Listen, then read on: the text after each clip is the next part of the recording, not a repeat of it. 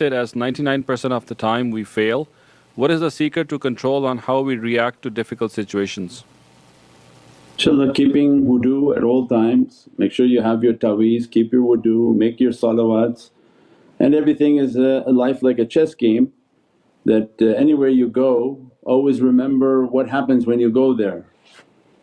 So people do the same thing and expect a different result. There are certain relatives you go, you know you're going to have a problem, they're going to say weird things. You go to work, they're going to say this, they're going to go… so things don't really happen so randomly.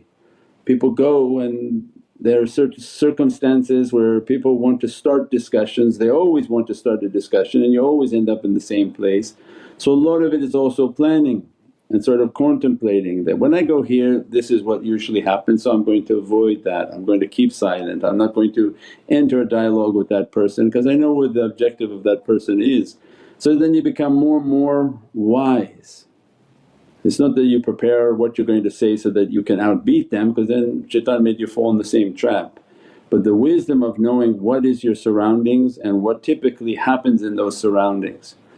And then you become more wise and quiet and you anticipate things, and that becomes the sign of a wise person, not knowledgeable, because you may think that you can arm yourself with knowledge just to debate that person.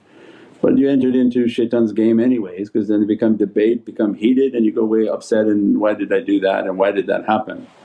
So everything is based on a wisdom and hikmah and taking the path of wisdom, having wudu, making salawats, taking your tafakkur and contemplation. The stronger your contemplation becomes, the more you'll be inspired that when you go there maybe this is going to happen, be careful. And then your contemplation begins to prepare you in advance of what's happening, because the world of light has no time. So when you contemplate and meditate they already know the events that have happened. So stepping into a place it's not something that they don't know and it's going to take them by surprise, because the ones whom guide them already know the events of what's happening, because the world of light has no time. So these are the hikmah and the wisdom of connecting a heart and making your light connection strong, because the body is not what you need at this time. The body is going to make you fall into difficulties. It's the light connection that saves us and guides us and anticipates difficulties, gives us wisdom and hikmah, and that's what needs to be developed.